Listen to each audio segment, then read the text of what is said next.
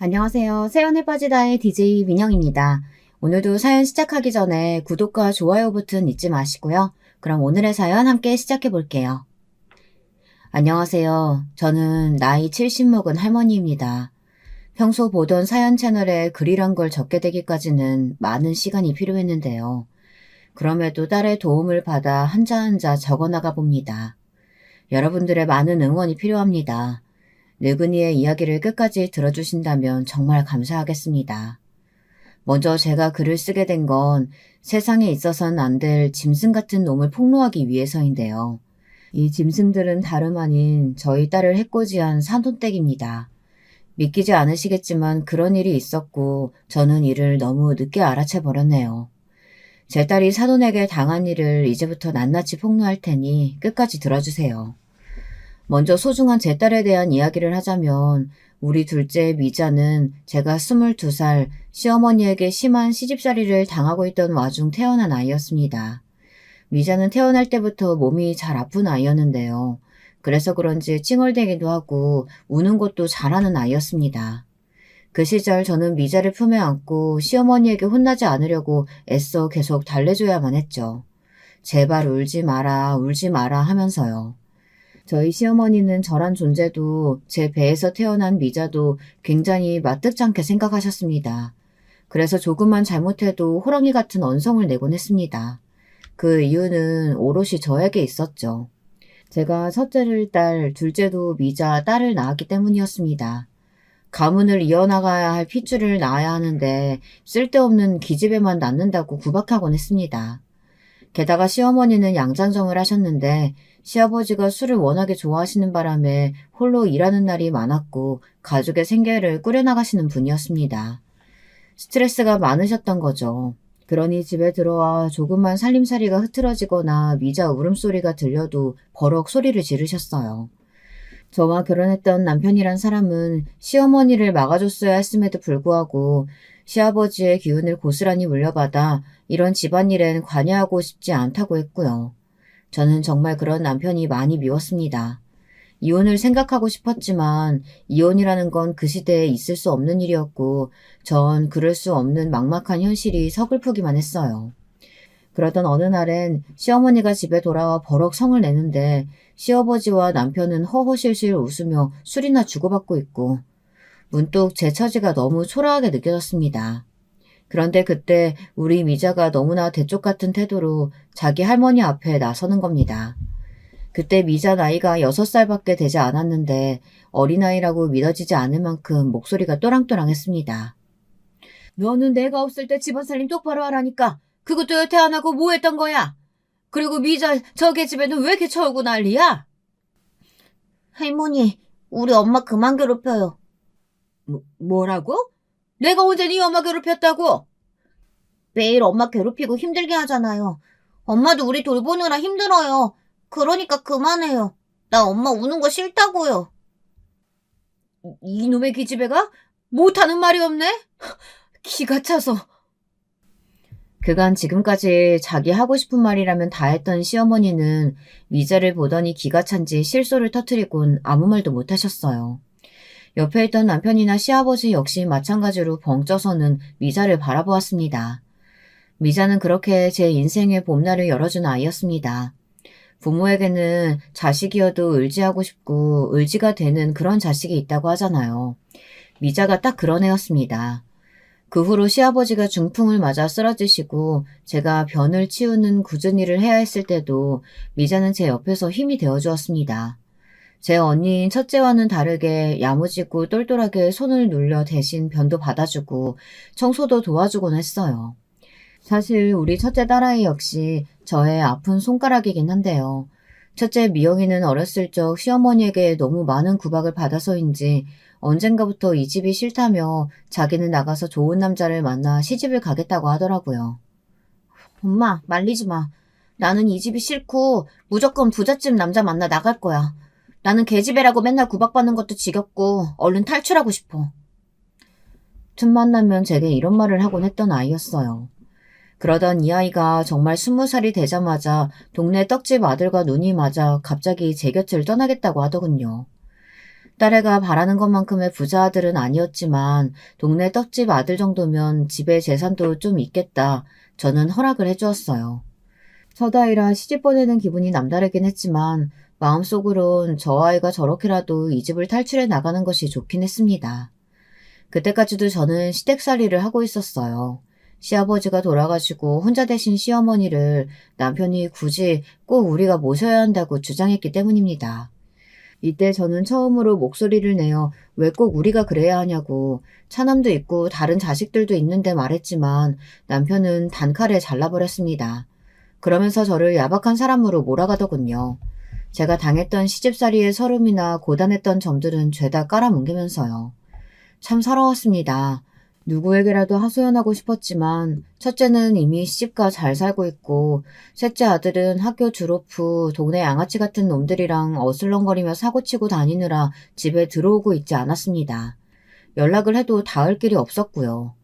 셋째 아들은 안타깝게도 시어머니의 사랑을 너무 많이 받고 자라서인지 남을 배려하는 일이나 남의 마음을 헤아리는 일엔 원체 관심이 없었어요. 좋은 성정의 사람이 될 수 있는 아이였는데 시어머니가 대놓고 남녀차별을 하는 탓에 어릴 때부터 제 누나들을 무시하고 이어서 언젠가부터는 저를 무시했죠. 그러니 저도 셋째 아들에겐 별 기대가 없었습니다. 그런데 그런 상황 속에서 우리 둘째 미자가 그러더군요. 엄마, 언젠가 내가 엄마 데리고 나갈게. 엄마, 나랑 서울에서 살자. 뭐? 내가 아는 언니가 미용실 하는데 사람을 구한다네. 내가 다른 건 몰라도 손재주 하나는 좋잖아. 언니 따라 미용일 배우면 어디 가서 굶지 않고 살겠지 싶어. 그때 엄마도 같이 가자. 네가 아는 언니? 응. 엄만 나만 믿고 이건 아무한테도 말하지 말고 있어. 알았지? 미자는 친언니와 몇 번 연락을 하는 것 같더니 어느 날 저에게 떠날 날짜를 조용히 알려주었어요. 물론 이건 비밀이었죠.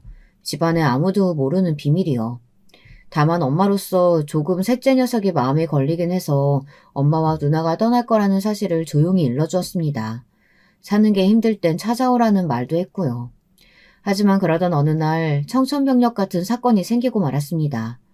깊은 밤중 미자와 함께 떠나려던 날 어떻게 알았는지 시어머니가 불이 나게 들이닥치신 겁니다. 그날은 시어머니가 동네분의 집에서 주무시고 온다고 하는 날이었기에 편하게 준비하고 떠날 수 있는 날이었는데 시어머니의 등장에 너무 놀라 가방을 떨어뜨렸어요. 시어머니는 저를 보자마자 대뜸 손을 들어 짝소리나게 뺨을 치셨고 그 다음부턴 떨어진 가방으로 저를 후지려 패기 시작했습니다. 위자가 울며 불며 말려봤자 시어머니의 꼬장꼬장한 기세는 당해낼 수가 없었어요. 그리고 그 옆에 아들이 멍한 얼굴로 이 상황을 바라보고 있었어요. 그제야 아들이 제가 그토록 비밀이라고 일렀던 것을 시어머니에게 말했다는 사실을 깨달았습니다. 도대체 아들은 무슨 생각으로 이 일을 말했던 것일까요? 시어머니는 온갖 험한 말로 저를 한 번 더 사지에 몰아넣었습니다. 어머니, 내 인연? 너는 사람도 아닌 짐승이다. 이 금수맛도 못한 년 같은 이라고? 감히 혼자 살겠다고 여길 떠나려고 해? 네 남편이랑 날 버리려고 해? 너는 천하의 죽일년이야. 너 같은 년을 내 며느리 삼고 지난 세월 떠받들어온 세월이 아깝다 아까워. 내 진즉에 너를 쫓아냈어야 하는데 달랑 아들 하나 넣어놓고 뻔뻔하게 얼굴 들이밀던 니년 처지가 불쌍해서 참아줬거늘. 아이고, 은혜를 이렇게 갚아? 어머님 아파요. 그만하세요. 제발 그만 때리시라고요. 에이, 너는 더 맞아야 돼. 시어머니는 다혈질에 한번 눈이 돌면 무슨 일이든 하는 사람이었습니다. 갑자기 마당에 있는 차도를 집어들더니 그걸로 제 얼굴이며 등이며 찍어내리더군요.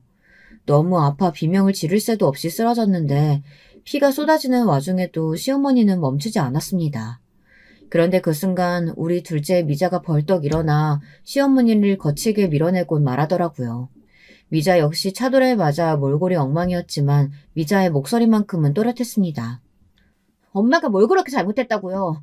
우리 엄마, 할머니, 할아버지는 병수발 다 들고 아버지 바람까지 참아주며 사신 분이에요.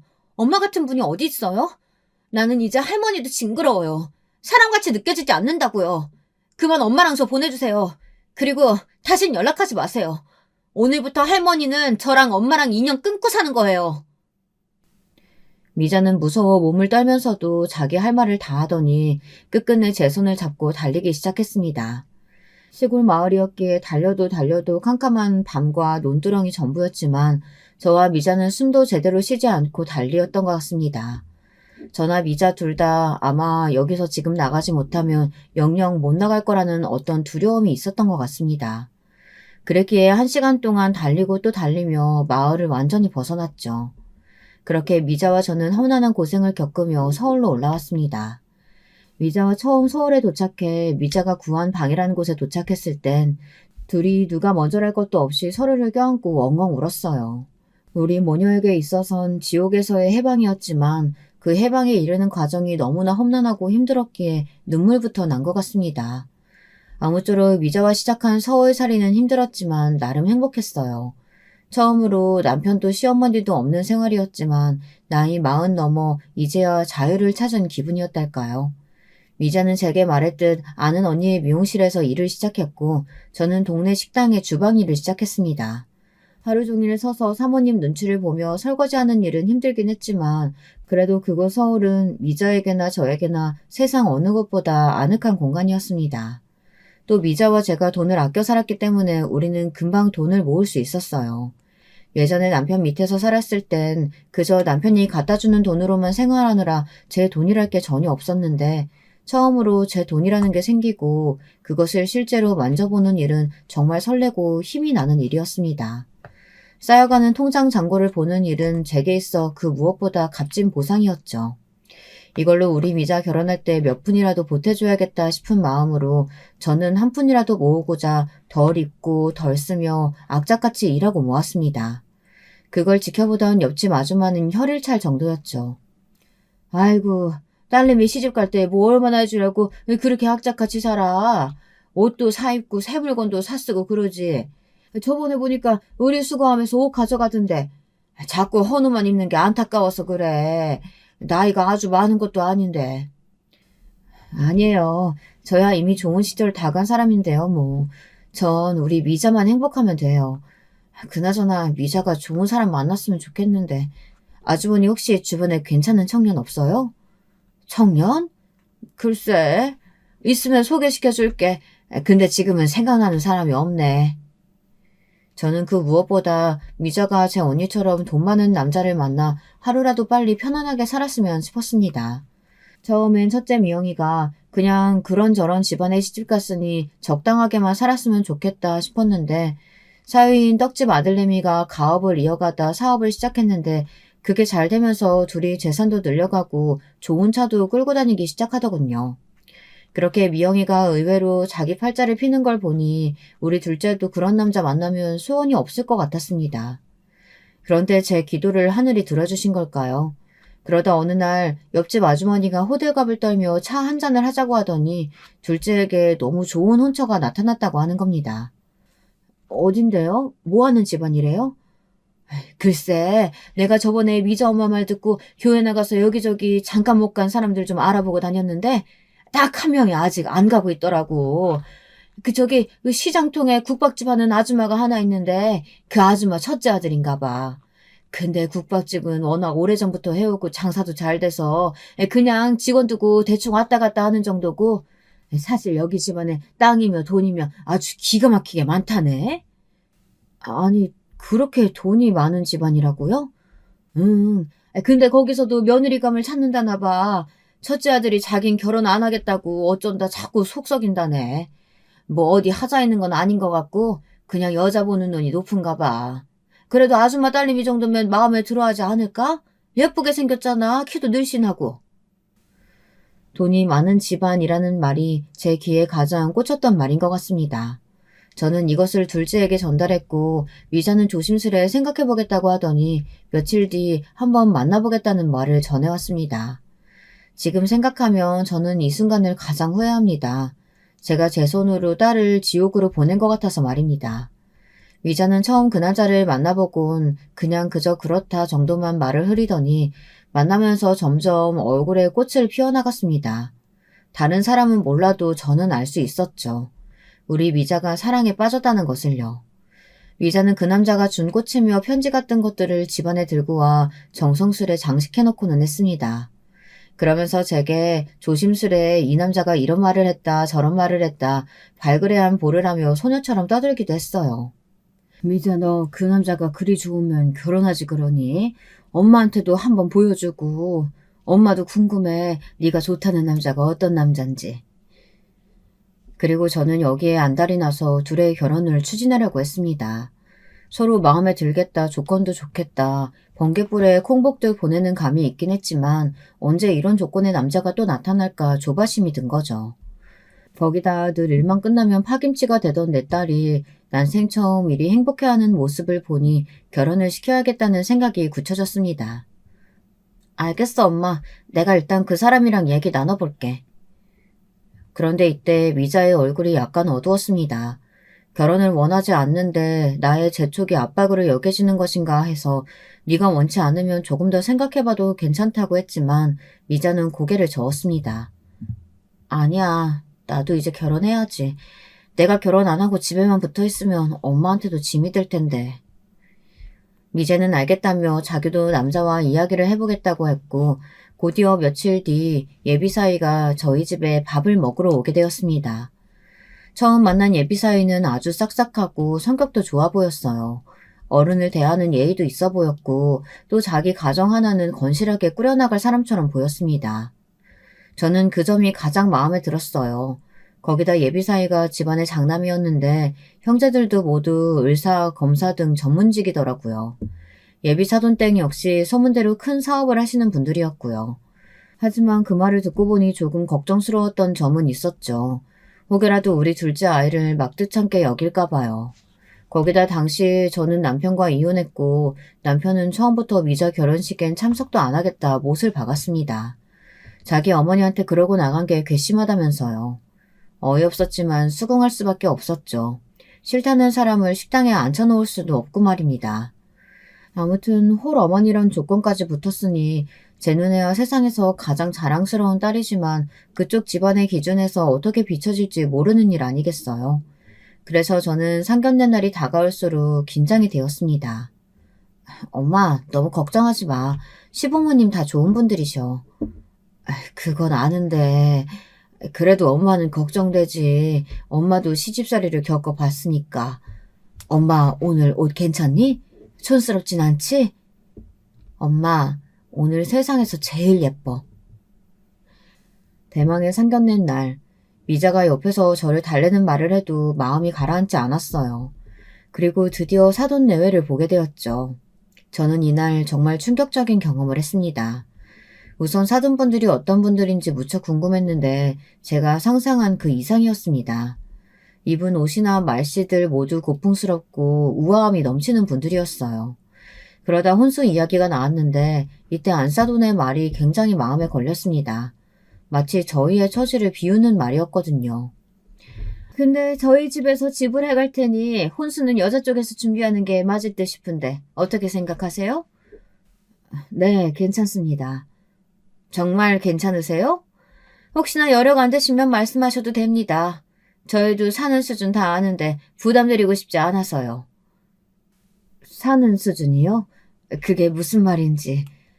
제가 오래전부터 딸아이 결혼자금 명목으로 돈을 모아놨어요. 그리 큰 돈은 아니지만 딸아이에게 들은 액수 정도라면 저희가 해갈 수 있을 것 같은데요. 그래요? 예상 외네요. 네, 뭐 그러시다면 저희도 편한 마음으로 받을게요. 그런데 불쾌한 일은 여기서 끝나지 않았어요. 상견례장에서 코스 요리로 소고기가 나왔는데 안 싸더니 이러더군요. 근데 혹시 이런 거 드셔본 적 많으시죠? 네? 저는 소고기를 별로 안 좋아해서요. 고기 종류 자체를 잘 안 먹는 편이에요. 저희 딸애도 그렇고요. 그래요? 비싸서 못 드셨던 건 아니고요? 네? 아니에요. 농담입니다, 농담. 농담이라기엔 정말 기분이 묘해지는 농담이었죠. 거기다 이상하고 기분 나쁜 일이 한 가지 더 있었습니다. 딸아이의 신우가 될 사람도 함께 자리에 있었는데 저와 사돈댁이 말하는 와중에 계속해서 자리를 비우더라고요. 알고 보니 담배를 피우고 오는 거였습니다. 화장실을 가는 줄로만 알고 있었는데 제 옆을 스치면서 알싸한 담배 향이 풍겨져 나오더라고요. 물론 담배 피는 건 이해할 수 있었지만 상견례라는 중요한 자리에서 계속해서 자리를 비우며 담배를 피러 나갔다 오는 건 조금 실례이지 않나 싶었죠. 그래도 모르는 척하고 있었는데 갑자기 이런 말을 하며 산통을 깨더군요. 근데 우리 오빠한테 시집 왔으니까 새언니도 참 복이 많은 것 같아. 안 그래, 엄마? 내가 어디서 보니까 사람마다 다 사주팔자라는 게 있대. 우리 새언니는 팔자가 진짜 좋은 거지. 오빠 아내 되면 일 안 해도 되고 집에만 있으면 되잖아. 뭐 하는 거야? 그만하다니? 그래, 자중해라. 여기가 무슨 자리인데 그런 교양 없는 말을 하고 있어. 저 사돈, 죄송합니다. 얘가 요즘 말이 거치네요. 제가 바로 잡겠습니다. 아, 네, 괜찮습니다. 이미 제 기분은 상해버렸지만 사돈 어른들이 계속 사과를 하니 넘어갔습니다. 의사라고 들었는데 어떻게 공부도 많이 하고 똑똑한 사람이 이런 무례한 발언을 하나 싶었어요. 솔직히 제 딸도 미용실에서 정말 열심히 일하고 나름대로 손님들의 신뢰도 받으며 살아온 아이인데 왜 저런 말을 들어야 하죠? 딸아이의 상처도 상처지만 너무 화가 나더군요. 나중에 상견례장을 나오면서도 정말 복잡한 기분이 되었습니다. 저기 네 신우란 사람 보통 내기인가 아닌 것 같은데 왜 그런 거니? 엄마 아까 정말 너무 놀랐다. 아니 을사식이나 되는 사람이 저런다니. 원래 좀 성격이 모난 데가 있어. 나도 윤기 씨한테 들은 건데 어렸을 때부터 자기 주장이 강하고 눈치가 없어서 할 말 못할 말을 안 가리고 했대. 그래도 엄마 다행인 건 1년 후에 미국 가서 살 거래. 남편이 미국 사람이라. 지금도 한국이랑 왔다 갔다 한다고 해. 그러니까 그때까지만 참으면 돼. 그러니? 그래도 그렇지. 엄마는 아까 기분 많이 나빴어. 아휴, 상견례장에서도 그러는데 너랑 둘이 있을 땐 얼마나 그러겠어. 원래 시집살이가 제일로 힘들다잖아. 그래도 엄마 나는 씩씩하게 잘해나갈 수 있어. 그러니까 나 믿고 맡겨줘. 내가 시댁 사람들 다 휘어잡을 수 있다니까? 엄마도 알잖아. 우리 집안에서 나만 할머니한테 할 말 못할 말 다 하고 산 거. 덕분에 할머니 구박 엄청 받긴 했지만. 그러니까 너무 걱정하지 마. 모르겠다, 엄마는. 결혼식이 진행되기 전까지는 정말 내 딸을 그런 시누이가 있는 곳에 시집을 보내야 하나 고민이 많이 들었습니다. 저도 시집살이를 당한 입장에서 어쩔 수 없이 그런 생각이 들더라고요. 하지만 나중에 사위가 저를 따로 찾아와 무릎까지 꿇으며 대신 사과를 했습니다. 장모님, 정말 죄송합니다. 제 동생이 너무 큰 실례를 범한 것 같습니다. 제가 잘 단도리 했어야 되는데 미처 그러지 못한 것 같습니다. 기분 상하셨다면 정말 죄송해요. 아니야. 솔직히 나도 감정이 상하긴 했지만 자네가 잘못한 일도 아니지 않나. 이제와 결혼을 물을 수도 없고 일단 사과 받은 걸로 할 테니까 자네가 대신 잘 중재해주게. 우리 딸 고생하지 않게. 내가 부탁할게. 네, 꼭 그럴게요, 장모님. 이날 일단 사위가 저를 안심시키는 말을 믿고 넘어갔습니다. 사위는 딸이 시집살이 하지 않도록 반드시 자신이 중재하겠다고 했고 저도 사위만 믿겠다고 말했습니다. 딸아이가 신혼여행을 갔다 와 이제는 진짜 사위가 된 듬직한 사위와 집에 들러 제게 선물이며 이것저것 주고 갔을 때는 정말 우리 딸이 좋은 곳에 시집 갔구나 하는 생각도 들었고요. 다른 건 몰라도 사위는 제게 정말 잘해줬습니다. 결혼 전 제게 첫 인사를 왔던 날부터 제게 장모님 하며 깍듯하게 굴고 집에 뭐가 부족한 것 같다 싶으면 센스 있게 필요한 물건들을 사오곤 했어요. 항상 제가 좋아하는 귤이며 딸기며 바리바리 싸들고 와서는 건강이나 안부를 챙기곤 했습니다. 세상 더할 나위 없는 이쁜 사이였죠. 아이고, 이렇게 번번이 안 사와도 된다니까 그러네. 손 무겁게 뭐하러 이런 걸 사와. 제가 사오는 게 마음이 편해서요. 저번에 보니까 장모님 딸기 되게 좋아하시더라고요. 전에 갈비찜 해주신 보답으로 드리는 거니까 대신 저 갈비찜 자주 해주세요. 그럼 당연하지, 김서방. 내가 자네 원하는 갈비찜 정도는 언제든 해줄게. 딸아이 역시 옆에서 일을 보며 저에게 아들이 또 하나 생긴 거 아니냐며 흐뭇해했어요. 그러다 몇 달 후 곧이어 딸아이가 너무나 기쁜 소식을 전해오며 완전히 마음이 놓여졌습니다. 엄마, 나 임신했어. 나도 이렇게 빨리 임신이 될 줄 몰랐는데 아무래도 신혼여행 가서 생긴 것 같아. 내 안에 생명이 있다는 게 너무 신기한 거 있지? 얼른 이쁜 손주 안겨드릴게요. 아이고 세상에, 이게 무슨 경사니? 그래도 임신 초기엔 조산기도 있고 하니까 몸 조심하고 있어야 돼. 알았지? 애 떨어지지 않게 너무 무리한 운동 하지 말고. 저는 딸아이의 임신도 기뻤지만 혹시나 임신 초기에 있을 조산도 걱정했습니다. 저 젊었을 적에는 주변에 그렇게 애 떨어진 여자들이 몇몇 있었거든요. 다행히 딸아이는 임신 초기를 지나 중기까지 무탈하게 흘러가는 것 같았습니다.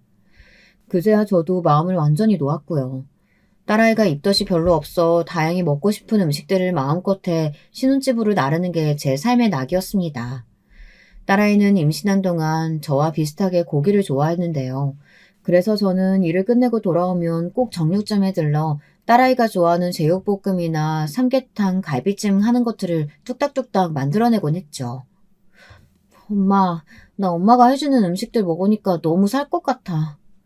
왜? 김서방이 뭐 안 사줘? 아니, 그 사람도 사주지. 근데 엄마 음식이 내 입엔 제일 잘 맞아. 내가 한 음식은 어딘지 모르게 밍밍하고 맛도 없고 엄마 음식 못 썼으면 어쩔 뻔했을까 몰라. 고마워, 엄마. 딸아이는 이러다 살이 잔뜩 쪄 출산 후 어떻게 살을 빼야 할지 모르겠다고 푸념을 늘어놓곤 했어요. 전 딸아이가 먹는 모습을 보며 흐뭇해하곤 했고요. 그게 저의 주말 일과였습니다. 그런데 그러던 어느 날 너무 끔찍한 일을 맞이하게 된 거예요. 제 딸이 임신 중기 유산을 하고 만 것이었습니다. 소식을 들은 건 사위에게서였어요. 사위는 침울한 목소리로 이 소식을 전했고 저는 너무 놀라 병원으로 뛰어갔습니다. 정확한 이야기를 듣기 위해 의사 선생님을 만났는데 선생님은 종종 이런 경우가 있다면서 너무 낙심하지 말라는 말을 전해주시더군요. 하지만 딸은 이미 정신적으로 많이 피폐해져 있었습니다. 태동이 안 들려서 병원에 갔는데 세상에 이런 일이 있을 줄은 몰랐어. 엄마, 나 어딘가 마음이 너무 허해. 일단 대학병원 가서 아이부터 밖으로 빼내야 한대. 안 그러면 산모한테 합병증이 생긴다고. 딸아이는 힘없이 중얼거렸고 그 뒤로도 많이 힘들어했습니다. 아이를 잃은 기분이 어딘지 공허하다며 제 앞에서 눈물을 많이 보이곤 했죠. 다행히 딸은 그 이후 아이를 또 임신했고 이번엔 건강히 출산까지 했습니다. 딸아이가 첫 아이를 출산하고서 엄마 생각이 많이 난다며 너무 고맙고 미안하다는 말을 전하는데 저까지도 감격스러워서 눈물이 났어요. 갓난아이였던 딸이 어느새 어른이 되어 자식까지 낳는 엄마가 되었다니 참 시간 흘러가는 속도가 제 생각보다 빠르다는 걸 느꼈습니다. 딸아이는 남자아이를 출산했는데 시부모님이 남자라서 더 좋아하는 것 같다며 잘해주신다고 했습니다. 저도 그 말에 조금 안심이 들었고요. 제가 딸을 낳아 시집살이를 고되게 했기 때문에 딸만큼은 결코 그런 일로 구박받지 않았으면 했거든요. 하지만 그러면서도 딸에게 이렇게 말했던 것 같습니다. 시부모님이 잘해주신다니까 다행이네. 근데 엄마는 우리 손주가 여자라도 좋아. 엄마 돼야 남녀차별이 있었지. 손주라면 여자든 남자든 다 상관없이 예쁘다. 엄마, 나 안 낳고 보니 딸이고 아들이고 뭐가 중요한가 싶어. 내 자식인데 다 예뻐. 그나저나 엄마가 그런 말도 안 되는 이유로 시집살이 당했던 거 지금 생각해도 화나. 우리가 그때 빠져나오지 않았더라면. 딸아이는 말끝을 흘렸습니다. 그 이후 저는 남편과 이혼 도장을 찍고 연락을 하지 않았고 첫째 딸아이와 막내 아들만 간간히 연락을 하고 있었습니다. 막내 아들은 한 번씩 연락할 때마다 돈 달라는 부탁만 했기 때문에 야속하기도 했고요. 그럼에도 어찌되었건 제가 가장 사랑하는 우리 딸 미자가 행복해하는 모습을 보면 제 시름도 걱정도 사라지는 듯 했습니다. 그러던 어느 날 정말 충격적인 경험을 하고야 말았습니다. 제 모든 예상을 뒤엎는 경험이었어요. 제가 반찬을 만들어 딸네 집으로 향하는 길이었는데 사위의 모습이 보이더군요. 기쁜 마음에 사위를 부를까 하다 일단 손을 흔들었는데 저를 보지 못했기에 가까이 다가갔습니다. 그런데 혼자가 아니더군요. 젊은 여자의 목소리가 들렸어요. 오빠, 와이프한테 안 들어가 봐도 돼? 오늘 외박한다고 했어. 오늘 우리 둘이야. 진짜? 웬일이야? 역시 우리 오빠 박력 터진다니까? 너랑 있으려고 그런 거지. 오늘 어디 갈까? 전에 갔던 그 스테이크 집 갈까? 저는 놀란 마음을 추스르고 조금씩 다가가 여자의 얼굴을 확인했습니다. 둘은 연인처럼 바짝 붙어 다정히 손을 잡고 있더군요. 손이 떨려왔어요. 그토록 믿었던 사위는 바람을 피고 있었습니다. 애 엄마가 되어 힘들어하는 딸을 두고 말입니다. 저는 그 자리에서 바로 사위 쪽으로 걸어갔고 사위는 저를 보자마자 흠칫 놀라며 젊은 여자를 옆으로 밀어냈습니다. 장모님, 여기 어떻게 왔긴? 자네, 지금 우리 미자 두고 바람 피는 겐가? 똑바로 말하게. 그게 장모님. 사위는 곧장 제 앞에서 무릎을 꿇으며 장모님이 생각하는 사이 아니다. 이런 식으로 변명을 했습니다. 옆에 있던 젊은 여자는 상황을 지켜보다 도망을 가버렸고요. 내가 생각한 사이가 아니면 무릎은 왜 꿇어? 지금 장난하나 자네? 장모님 있잖아요. 제가 사실은 요즘 집사람과 사이가 안 좋았는데 저 여자가 꼬리치는 바람에 그만 넘어간 겁니다. 정말 생각하신 그런 거 아니에요. 머릿속으론 저도 이 상황을 어떻게 해야 할지 혼란스러웠어요. 사위가 말하는 걸 보니 둘째 딸은 사위의 바람을 전혀 눈치채지 못한 것 같았고요. 일단은 계속 길거리에 서 있을 수 없어 커피숍으로 들어갔는데 사위는 제 눈치를 한번 쓱 보더니 기어 들어가는 목소리로 말하더군요. 저 집사람한테는 비밀로 해주시면 안 될까요? 집사람은 모릅니다. 다신 그러지 않겠습니다, 장모님. 정말입니다. 저는 사위가 어디서 어떻게 여자를 만났던 간에 다시는 이런 일이 있어서는 안 된다고 했고 나름대로 물샘 바가지를 틀어막기 위해 노력했죠. 허나 영원히 지켜질 비밀은 세상에 없다고 하죠. 딸아이가 저에게 전화 온 건 그로부터 한 달 후였습니다. 제게 애아빠가 바람피는 것 같다고 토로하더군요. 한숨이 절로 나왔습니다. 이 모질한 놈을 어떻게 해야 할지 정말 속이 터질 것 같은 기분에 곧장 딸네 집으로 달려가 한바탕 난리를 떨었습니다. 사위는 똑같은 레파토리였고 딸은 애를 껴안은 채 펑펑 울고 있었어요.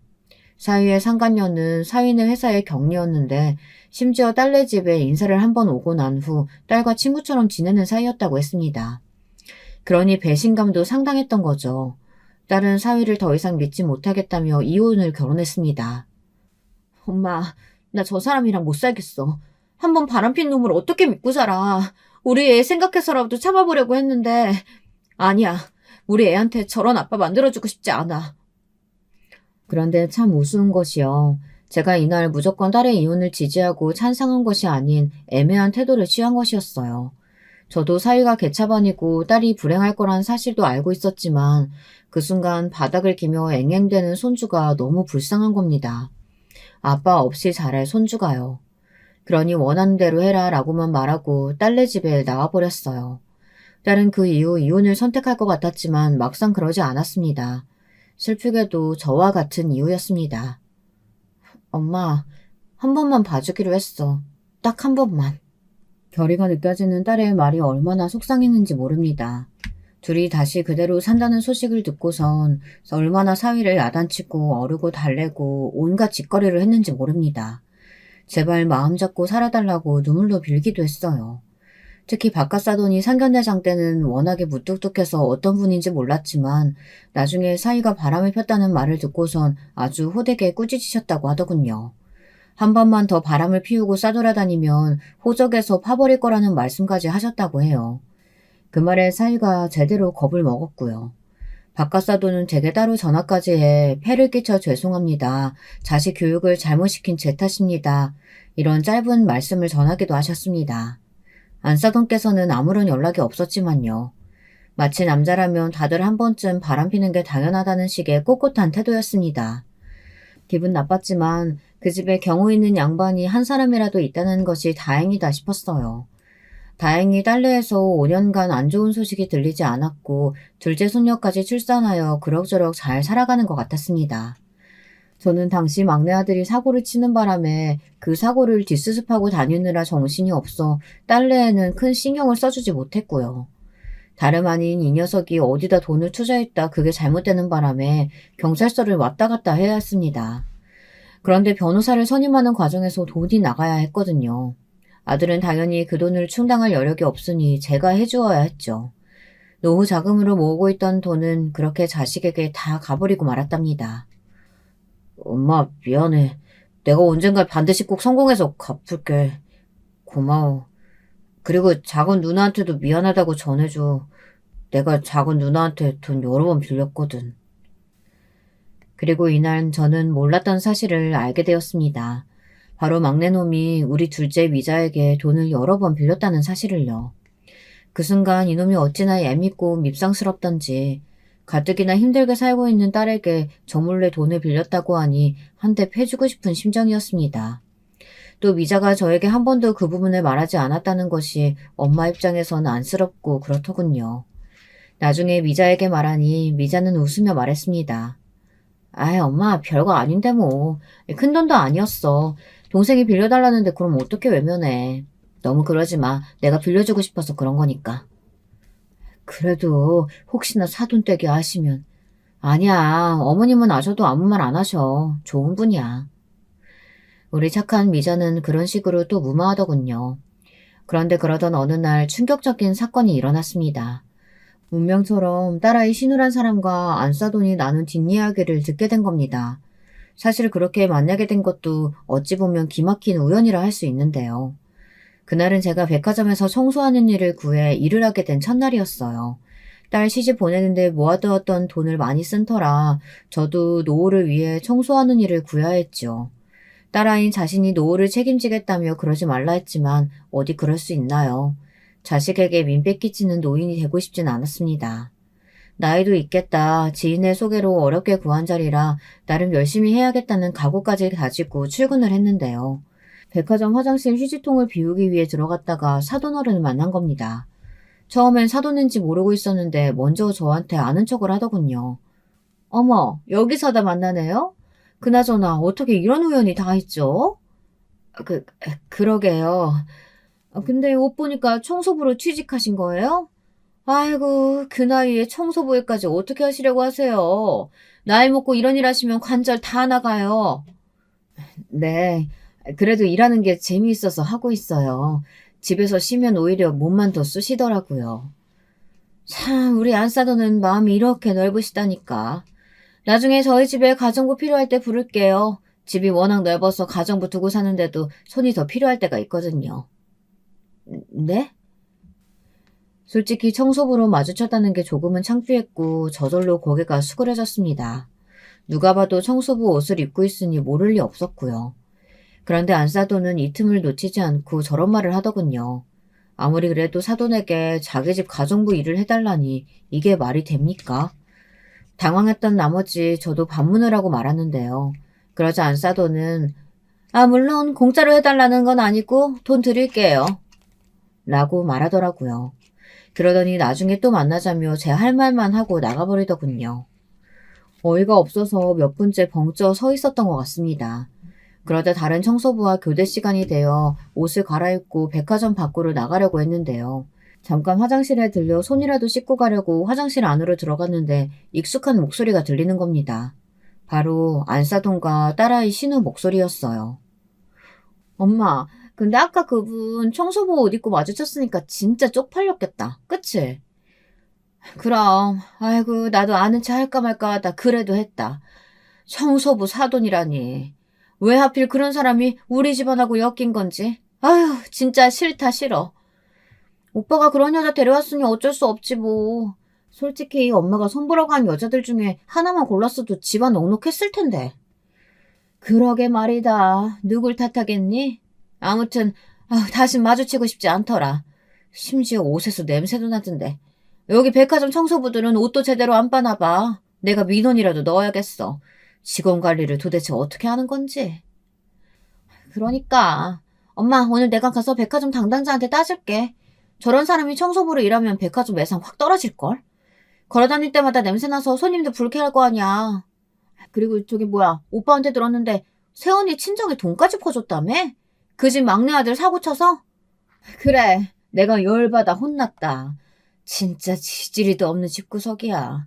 자식 새끼들까지 다 그 모양이니. 처지가 불쌍해 봐준 거다. 순간 모멸감이 확 치솟아 얼굴이 붉어졌고 도저히 그 자리에 있을 수 없어 도망치듯 나와버렸습니다. 머릿속에선 계속해서 그들의 대화 내용이 맴돌았어요. 저를 능욕하는 말들, 제 직업을 가지고 함부로 찌어대던 말들, 그 모든 말들이 상처가 되었습니다. 눈물이 주룩주룩 흐르는데 그 와중에 갈 곳은 없어 근처 서점에 가 몸을 녹이며 하염없이 흘러내리는 눈물을 닦아내렸죠. 그런데 사람의 인생이란 참 묘합니다. 가장 힘들고 마음이 무너져 내리는 상황에서 사위에게 전화가 온 겁니다. 사위는 제 목소리가 안 좋으니 대뜸 무슨 일이 있냐고 물었고 저는 고지고대로 소리치며 말해버렸어요. 사실 그 순간엔 감정을 참을 수가 없었거든요. 사위는 저희 집으로 딸과 함께 찾아와 또 무릎을 꿇고 죄송하다고 하더군요. 저는 이날 사과를 받으면서도 기분이 무덤덤했습니다. 사위가 제게 사과할 일도 아니었고 다름 아닌 제게 용서를 빌어야 할 장본인은 따로 있었으니까요. 하지만 정작 그 장본인들은 제게 어떤 연락도 취하지 않았습니다. 오로지 저 혼자만 감정을 삭혀야 했을 뿐이었죠. 더군다나 안사돈이란 사람은 정말 뻔뻔하더군요. 나중에 딸까지 이 상황을 알고선 이혼을 하겠다 뭐하겠다 난리를 치며 사태가 커지자 저희 집으로 찾아온 겁니다. 제게 위로금이라며 돈을 전달하더군요. 이 정도면 됐겠죠? 뭐가 됐나요? 아시잖아요. 더 큰 문제 만들지 말죠. 가족끼리. 어이가 없어 따지려고 드니 안사돈은 더 큰 무기를 꺼내들었습니다. 제가 상상치 못했던 부분이었어요. 제가 말 실수했고 사돈 기분 언짢게 해드렸다면 죄송합니다. 그런데 사돈, 저도 할 말은 많습니다. 우리 맏며느리가 자기 동생 챙긴답시고 우리 아들 돈을 몇 번이나 가로채 갔어요. 애가 요즘 일하느라 얼굴살이 쏙 빠져서 보고 있으면 안쓰러워 죽겠다니까요? 사돈도 알고 계셨죠? 그건 알고 있긴 했지만, 네, 모두 제 아들 돈이에요. 아시다시피 우리 며느리는 집안에서 살림만 하니까요. 마치 안사돈은 그게 대단한 무기라도 되는 듯 제 딸이 집에서 자기 아들 등골 빼먹는 존재라는 듯 말을 이어갔습니다. 제가 친정에 그렇게 돈 퍼나는 거 아니라고 그렇게 말려도 말을 안 듣더라고요. 며느리는 결혼하면 출가 외인인 것을 우리 며느리만 몰라요, 사돈. 큰 액수는 아니었다고 들었습니다. 자그마치 5천만 원이에요. 5천이 누구 동네 개 이름인가요? 그 말에 말문이 턱 막혀버렸습니다. 사실 저야 더 쏘아붙이고 싶었죠. 근데 언제 왔는지 모르게 제 딸이 뒤에 서 있더라고요.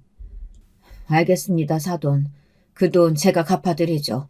그러니 지금은 나가주세요. 위로금도 필요 없습니다. 갚을 거란 기대도 안 해요. 이런 집구석에 어떻게 5천이 있겠어요. 참, 아직도 전 이날을 잊을 수가 없네요. 그런 말을 하고 나가는 안사돈이라는 작자나 제 딸의 무너진 얼굴이나 저의 처량한 모습, 이 모든 것들이 거실 유리창으로 비춰오는데 가슴이 꽉 막힌 듯 했습니다. 그 뒤로 전 둘째 딸과 오랫동안 연락하지 못했습니다. 제가 걸어도 딸 쪽에서 받지를 않았어요. 그런데 사람 일은 참 묘합니다. 이렇게 무너져 있을 때 뜻하지 않은 좋은 우연을 만나게 되니까요. 어느 날 갑자기 아들에게서 전화가 오더군요. 오랜만에 걸려온 아들의 전화라 반갑기보단 어색하고 얼떨떨했습니다. 그래, 무슨 일이냐? 너 혹시 사고라도 친 게야? 엄마, 사고는 무슨 반가운 소식 전해주려고 전화했지. 반가운 소식은 무슨... 너 이번에도 전처럼 돈 해달라고 전화한 거 아니지? 엄마 돈 없다. 먹고 죽을래도 없어. 엄마, 무슨 그런 말을 해. 나 철들었어. 이번엔 정말 그런 거 아니고 내가 엄마한테 줄 게 있어서 그래. 엄마 집으로 갈 테니까 나 좋아하는 김치찌개 해줘. 아들은 역시나 아들이었습니다. 갑자기 생뚱맞게 저에게 줄 게 있다고 하더니 전화를 툭 끊어버리더라고요. 무슨 일인가 하여 나갔더니 아들은 정말로 두툼한 돈봉투와 함께 통장 하나를 건넸습니다. 눈이 안 좋아 작은 글씨는 잘 보이지 않았지만 액수는 억이 넘어갔습니다. 이게 어떻게 된 일인지 하여 물었더니 아들은 이번에야말로 투자 사업이 성공했고 큰 돈을 벌어들였다고 하더군요. 안정화되기까진 말을 아끼고 있었고요. 누나에게도 보답하고 싶다면서 누나 몫까지 따로 전달해주고 싶은데 누나가 연락이 안 된다고 하더라고요. 그제야 저도 작은 딸내와 연락이 닿은 게 아주 오래전이라는 게 상기되었습니다. 예전엔 어린 손녀딸도 봐주고 곧잘 놀아주었는데 말이죠. 아들을 만나고 난 후 저는 제가 먼저 딸에게 연락했습니다. 그리고 소녀딸을 보고 싶다는 핑계로 집으로 오라고 했죠. 오랜만에 본 딸은 어딘지 사람이 넋이 나가 있는 것 같아 보였습니다. 하지만 그 부분에 대해서 말을 피하려 하길래 소녀딸만 몇 번 놀아주고 말았습니다. 그런데 언젠가부터 소녀딸이 저만 보면 자꾸 이상한 말을 하는 겁니다. 할머니, 엄마가 매일 아파해. 어? 어린 손녀는 저만 보면 계속 딸이 아프다는 말을 했어요. 제가 보기엔 딸이 어디 아픈 것 같지 않은데 말이죠. 혹시 건강상에 문제가 있나 하여 물어보니 그런 건 결코 없다고 말했습니다. 하지만 사람의 감이란 것이 무섭죠. 제 머릿속에 문득 한 사람이 스쳐 지나가더군요. 딸이 핸드폰에 시어머니라는 글자만 봐도 몸을 자동으로 떤다든지 하는 그런 반응 등이 걸렸습니다. 네, 바로 안사돈이요. 저도 모르게 갑자기 무섭게 몸을 일으켰고 저는 사위에게 위치를 물어 사돈댁을 찾아갔습니다. 무슨 일인지 모르겠지만 일단 알아는 봐야겠다 싶었어요. 그리고 저는 거기서 보면 안 될 것을 보고 말았죠. 사돈댁의 문을 열자마자 안사돈이 제 딸의 머리채를 잡고 있더군요. 딸애는 비명을 지르며 제발 놔달라고 소리를 치고 있었고요. 그 순간 딸애의 눈물 자국이 눈에 선연히 들어왔습니다. 사돈이란 여잔 가정부가 하는 말도 못 듣고 딸애에게 소리를 버럭버럭 지르고 있었습니다. 야, 이년아, 너는 시녀야. 내 아들 시녀라고. 시녀 주제에 내존할 것이지. 어디서 애 둘 낳았다고 유세 부리고 지랄이야. 야, 너 아직도 내 아들 한 번 바람핀 거 가지고 지랄 떠니? 네가 잘했어. 봐, 내 아들이 그랬겠어? 저는 곧장 달려가 있는 힘껏 내리쳤습니다. 그리고 무슨 일이 일어났는진 기억이 드문드문 납니다. 나이 70에 무슨 힘이 그리 있었겠냐마는 안사도는 제게 뺨을 맞고 그대로 쓰러져 버렸고 저는 딸애를 끌고 나왔습니다. 그러고 나서 모든 절말을 알게 되었어요. 딸애는 지금까지 엄청나게 무수한 가학적인 행위들을 당해왔었습니다. 사위란 놈은 계속해서 바람을 피워댔고 딸아이가 시어머니에게 사위의 그런 행동을 막아달라 하면 저런 식으로 머리채를 잡았다고 합니다. 이 외에도 시어머니는 분수도 모르고 날뛰는 자기가 싫다며 청소부 딸년이란 말을 하며 머리채를 잡았다고 해요. 나중엔 시어머니가 너무 무서워 도망칠 의지도 잃었다고 합니다. 그 말을 듣는데 몸이 부서질 듯 아파오더군요. 제가 겪었던 일, 아니 그보다 더 심한 일을 딸아이가 또 겪고 있는 것이니까요. 저는 바로 딸아이가 지금까지 모아놓았던 증거를 바탕으로 법적 소송을 걸었고 최고의 변호사를 선임했습니다. 막내 아들이 흔쾌히 도와주었고요. 미자야, 엄마는 있잖아. 신이 있다면 반드시 그 못된 짐승 같은 놈들 반드시 벌받게 해줄 거라고 생각해. 정말이야. 엄마, 고마워. 엄마 없었으면 어쩔 뻔했는지. 엄마한테 너무 고맙고 미안해. 정말 다행스럽게도 하늘은 저희 편을 들어주셨습니다. 가학적인 행위를 일삼았던 사도는 법적 처벌을 무겁게 받았고 이혼 소송에서도 위자료를 받았습니다. 물론 딸아이의 정신적 피해 보상이 되기에는 너무나 작은 액수지만요. 요즘은 딸아이의 정신 건강을 위해 막내 아들이 준 돈으로 전원주택을 사서 그곳에 들어가 살고 있습니다. 부디 딸아이가 완쾌하길 바랄 뿐입니다. 또 우리 손주들 역시 마음의 상처를 잘 극복하길 바랍니다.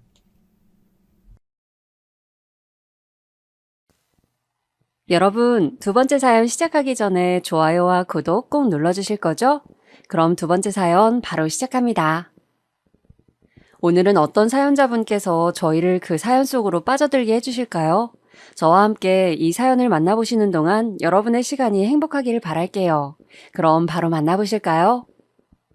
안녕하세요. 저는 유튜브에 사연 채널들이 존재한다는 것을 알게 된 이후로 완전히 푹 빠지게 된 사람이에요. 라디오처럼 틀어놓고선 다른 볼일을 보면 좋더라고요. 특히나 집안일을 할 때도 말이죠. 청소를 하면서 사연에 빠지다를 틀어놓으면 지루하지도 않고 기분 탓인가 괜히 일의 효율도 늘어나는 느낌이 든답니다. 저도 사연을 보내고 싶은 마음이 들어서 고민을 혼자 오래 하다가 용기를 내보게 되었어요. 혹시 여러분도 TV를 시청하실 때 오래 봐왔기 때문에 그만큼 오랜 세월을 알아온 연예인들을 보면 옛 생각에 잠기시고는 하나요? 저희 친정엄마께서는 그런 분이셨어요. TV를 시청하시다가 당신이 잘 아는 중견 배우들을 보시면 꼭 그 사람들과 얽힌 이야기를 늘어놓으셨답니다. 저 배우가 예전에는 어떤 일에 휘말렸었다느니, 또 저기 배우는 어떤 작품 찍을 때 나는 무슨 일을 하고 있었는데 그때는 참 살기가 어떠했었다느니, 이런저런 이야기를 주절주절 늘어놓는 버릇이 있으셨죠. 저는 제가 나이가 들기 전에는 친정엄마의 그런 면들이 잘 이해가 안 갔고, 그저 왜 저렇게 TV를 보시면서 말씀을 많이 하시는 건가 하는 투정이 속으로 들었을 뿐이었습니다. 그런데 참 신기한 게요. 제가 슬슬 나이가 들다 보니까 그런 친정엄마의 모습을 닮아가더라고요. 제 또래의 여자 연예인들이 결혼 소식을 줄줄이 대중에게 알려오는 것에 저는 참 많은 감상이 들었답니다. 저것들은 20년 전에도 저렇게 생겼었는데 세월이 흘러도 어쩜 거의 똑같구나. 요즘 세상에는 40대 초혼이 정말 아무렇지도 않아졌구나 하는 생각들을 한참 했었네요. 저는 40대 여자입니다.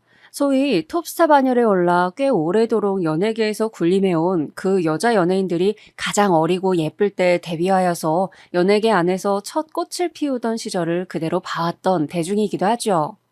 여러분은 혹시 TV 속의 화려한 연예인들을 보면서 본인의 인생을 돌아보진 않으시나요?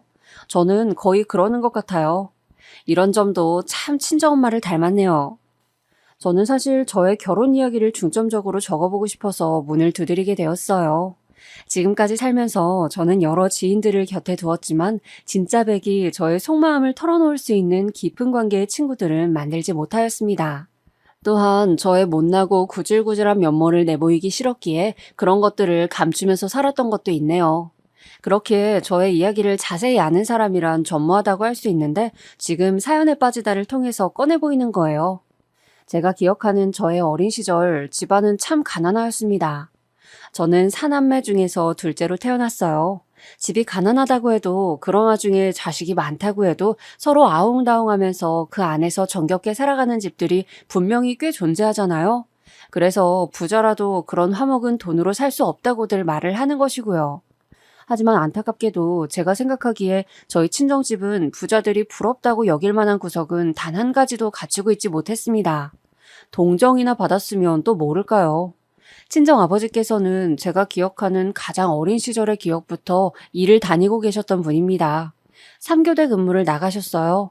공장 일이었지만 그래도 그것도 번듯한 규모의 회사라고 열심히 다니셨습니다. 3교대가 어떤 건지는 다들 아시죠? 저희 친정아버지께서는 어느 날은 아침 7시에 출근해서 한낮에 귀가하셨고 어느 날은 점심 드시고 출근을 하셨으며 또 어느 날 밤은 10시에 출근을 하셨습니다. 친정엄마께서 이 3교대를 두고 저한테 말씀하시기를 봄, 여름, 가을, 겨울 할 것 없이 밤 10시면 세상이 무조건 깜깜해.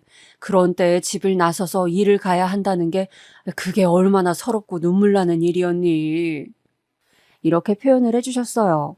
저는 친정엄마의 그 서럽다는 표현이 제 가슴속에 날아와 박혔답니다. 두고두고 곱씹을수록 저를 서글프게 만들었죠. 추운 겨울이면 이불 밖으로 조금도 몸을 빼기 싫은 밤이었는데 그 새카만 어둠 속으로 추위와 맞서며 출근하셔야 했던 분이 바로 친정아버지셨던 거예요. 이렇게 사는 모습을 요즘의 어리고 젊은 세대가 바라본다면 어떻게 반응을 해올지 저는 예상할 수 있습니다. 그러길래 왜 애는 넷이나 낳아서 그렇게 사느냐. 자식 4명을 전부 다 풍족하게 키워줄 수 있는 형편도 안 되면서 그런 집에 태어나고 싶은 아이는 없었을 거다. 이런 식으로 보겠죠. 인터넷에 그 어느 사이트를 가보아도 또 유튜브만 보아도 요즘 세대의 정서를 알 수 있으니까요. 그런데 저는 그 시절과 지금이 결코 같지 않다는 의견을 내놓고 싶네요. 가난과 무지가 혐오스럽게 비춰지는 현 세대에게 그 시절에 대한 이해를 구하고 싶진 않고요. 다만 비난은 안 해주었으면 좋겠어요. 요즘 10대, 20대들은 아주 어렸을 때부터 스마트폰이며 각종 인터넷 사이트를 통해 세상 돌아가는 걸 너무 빨리 알고 배우는 데다가 무척 약삭 빠릅니다. 초등학생 그 어린아이들끼리 자기들끼리 급을 나눈다는 이야기 혹시 접해보셨나요? 누구는 고급 브랜드 아파트 살고 누구는 낡은 주공 아파트 살고 또 누구는 빨간 벽돌집 9억 빌라에 월세 들어서 살고 이런 걸 아이들이 따지는 현황을 보면 기함하게 됩니다. 이런 판국이니 가난한데 애까지 많은 집은 요즘에는 남들로부터 손가락질을 받죠. 그래서 결혼하는 사람들도 줄어들고 출산율도 곤두박질 치나 봅니다. 내 한 몸 건사해서 즐겁게 사는 것이 낫지 결혼을 해서 TV 속의 육아 예능 프로그램에 나오는 연예인 자식들만큼 내 자식한테 해줄 자신도 없는데 애까지 낳고 싶진 않으니까요. 오죽하면 출산율을 떨어뜨린 주범이 연예인들이 자기 자식을 키우는 모습을 보여주는 육아 예능 프로그램이라는 얘기까지 있을까요? 혹시 결혼해서도 아이를 안 갖는 자식 부부를 두셨다거나 혼기가 다 찼는데도 결혼 생각이 없는 자식을 두신 분들이 계시다면 옛날과 현재가 상황이 같지 않음을 필히 고려해서 그들을 이해해 주셔야 할 거예요. 저희 친정부모님께서는 특별히 자식 계획을 세우신 것은 아니었지만 그렇다고 무분별하게 자식을 가지신 것은 아니라고 말씀하셨습니다. 그러니까 아무 생각도 없이 그저 없는 형편에 무조건 아이만 낳은 부모는 아니었다는 것이죠. 두 분께서는 막연하게 아들 둘, 딸 둘 이렇게 낳으면 좋겠다고 생각을 하셨었대요. 그렇게 된다면 정말 이상적일 거라고 여기셨다고 합니다. 그 생각이 현실이 되는 바람에 두 분께서는 무척 신기해하셨다고도 했고요. 이것은 첫째인 집안의 장남, 저희 오빠가 저에게도 똑같이 말을 해준 부분이니까 확실한 진실이에요. 친가와 외가 모두 형편이 썩 좋진 못했는데 특히 친가는 가족들끼리 사이가 안 좋았습니다. 외가는 집안 사정 때문에 식구들이 한때 뿔뿔이 흩어져서 살았어야만 했다고 하고요. 그랬기 때문일까요? 저희 친정부모님께서는 단란하고 화목한 가정을 꾸리는 것에 무척 뜻이 강하셨대요. 서로를 닮은 자식들을 낳아서 사랑으로 보듬어주고 잘 키워주고 싶다는 열망이 크셨던 것입니다. 첫째 아들, 둘째 딸, 셋째 딸, 넷째 아들 이렇게 4남매가 태어났습니다. 친정아버지께서는 저희 남매들을 위해 한파주의보가 내려 세상이 꽁꽁 얼었던 겨울에도 그 늦은 밤에 어둠과 추위를 가르며 출근을 하셨어요. 친정엄마께서는 저희 남매들을 키우시면서 동네 아주머니 두 분과 부업 일을 하셨고요. 저희 친정 집안은 그런 집이었습니다. 이렇게 하루하루 열심히 살다 보면 반드시 쥐구멍에 벼뜰 날이 올 거야. 조금만 더 이를 악물고 버티면 더 좋은 환경에서 살 수 있을 거란다. 친정엄마께서 저희 남매들에게 해주셨던 그 말씀을 저는 믿었습니다. 그렇게 될 것을 의심하지 않았더랬죠. 아주 어렸을 때라 기억이 너무 흐릿하지만 제가 6살 때까지 살던 집은 단칸방이었는데 7살 때 이사를 갔습니다. 집에 방이 따로 2개가 있다는 것만으로도 너무 행복했어요. 6식구가 살기엔 그 집도 좁은 집이었으나 단칸방을 벗어났다는 것 자체가 그때는 즐거웠었거든요. 그 변화를 기억하기에 저는 친정엄마의 말씀을 믿을 수 있었고 기대에 부풀 수 있었습니다. 부모님 말씀 잘 듣고 공부 열심히 하고 그러면 앞으로 더 우리 집이 잘 살 수 있겠지? 미래의 부모님 집은 부자가 되어 있을 거고 나는 엄청 멋진 사회인이 되어 있을 거야. 어렸던 저는 달콤한 꿈에 취해 있었습니다. 떡볶이 한 컵도 100원짜리 불량식품 과자 한 봉지도 소중하고 맛있게 먹었던 그때를 지나며 더 나은 미래를 그렸습니다. 그러나 하늘은 무심하였습니다. 바로 제 아래 동생인 저희 집 셋째, 제 여동생이 갑자기 아프기 시작하였어요. 어렸을 때라 무지하였기에 그 시작점이 언제였는지조차 저는 정확히 몰랐습니다. 병명은 백혈병으로 드러났는데 이것도 좀 늦게 밝혀졌던 것으로 기억을 해요. 늦게 알아냈던 것이 화근이 되었는지 아닌지까지는 모르겠습니다. 여동생 이야기를 먼저 꺼내고 싶지 않아서 저는 계속 피해왔고 집안에서 워낙 금기처럼 여겨지는 이야기였기에 세월이 흘러서도 그때의 정확한 상황을 알지 못했습니다. 그때 여동생은 백혈병으로 드러나서 투병 생활을 하셨고 친정엄마께서 그 곁에 붙어서 매달리셨습니다. 친정아버지께서 벌어오셨던 돈은 족족 모두 병원비로 나갔고요.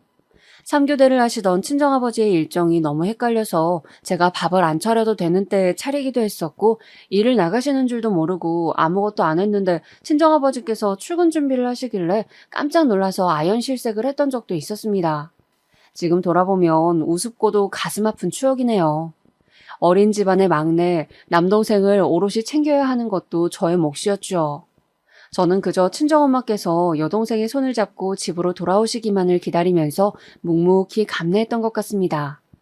그때는 어렸을 때라서 간과하였지만 장남인 오빠도 그 당시엔 심경이 무척 복잡했던 것 같아요. 되게 울적해했고 힘들어했던 것 같네요. 오매불망 저희 식구들이 기다렸던 여동생은 그 언제인가 퇴원을 했었습니다. 그러나 얼마 안 있어서 다시 입원을 했고 그 후로는 다시 퇴원을 하지 못한 채로 끝끝내 하늘의 별이 되었습니다. 불쌍한 우리 딸. 이렇게 없이 살고 배운 것도 없는 집안에 셋째로 태어나지만 않았어도 분명히 더 오래 살았을 것을, 더 행복하게 살다가 떠났을 것을, 왜 내 자식으로 태어나서 이렇게 불쌍하게 떠났어야만 했냐. 내가 미안하다. 친정아버지께서 죄 피부가 거칠어진 얼굴을 손으로 쓸어내리시며 눈물도 계속 닦아내셨던 그 모습이 저에게는 인상 깊게 남아 있습니다. 그 순간의 모습이 너무 슬퍼서 가슴이 옥죄어 왔던 것 같아요. 그때는 스마트폰이랄 게 어디 있나요? 만화 영화가 시청률이 40%가 넘게 나오기도 했던 시절입니다. 기껏해야 TV로 공감대를 형성했던 시절이었어요.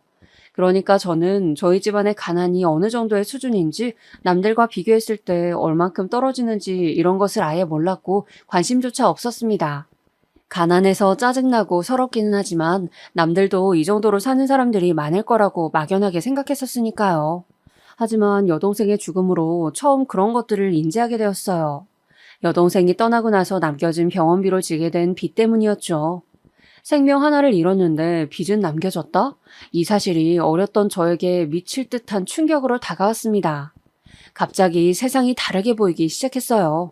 제가 그 정도였으니 저보다 머리가 굵었던 오빠는 어떻겠나요? 아주 착잡했겠죠. 집안 분위기는 점차 개판이 났습니다. 친정아버지께서는 언제부터인가 술을 드시기 시작하였고요. 친정엄마께서도 많이 변하셨습니다. 그땐 몰랐지만 지금 생각하면 친정엄마께서는 우울증을 앓으셨던 것 같아요. 여동생의 병상을 내내 지키셨던 분이 바로 친정엄마이셨는데 끝내 여동생이 병마를 이겨내지 못한 데다가 남은 자식들을 돌봐야 하지, 빚도 갚아야 하지, 이런 상황들이 있으니까 친정엄마께서는 당신 스스로의 상태를 점검해 보실 수도 없었던 것입니다. 그때는 우울증이라는 개념 자체가 희소했었어요. 정신과라든지 상담 치료라든지 그런 게 어디 있나요? 정신질환 관련해서는 정신병원밖에 사람들이 몰랐던 시절입니다. 오죽하면 치매라는 개념조차 널리 알려지지 않아서 그저 나이 많으신 노인분들이 이상행동을 하면 노망 들었다고 표현을 했었을까요? 그랬으니 아무도 친정엄마의 병 들어가는 마음을 알아주지 못했던 거예요. 기쁠 일 하나 없는 집구석에서 웃을 일도 없으니 왠지 식구들끼리도 서먹해지는 느낌이었습니다.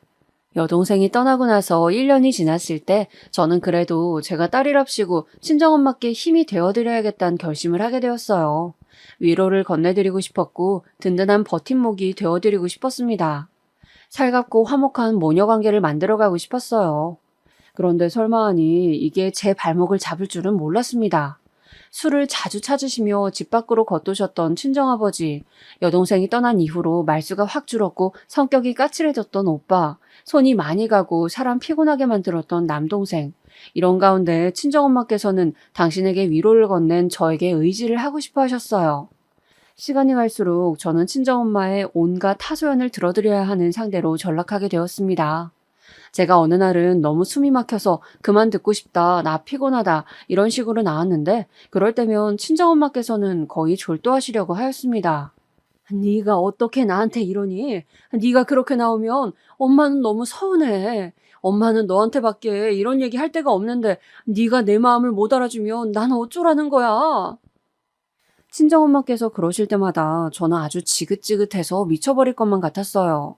그런데 가슴 한구석에서는 우리 엄마 참 안 됐다, 불쌍하다 이런 생각이 들어서 모질게 굴 수가 없었습니다.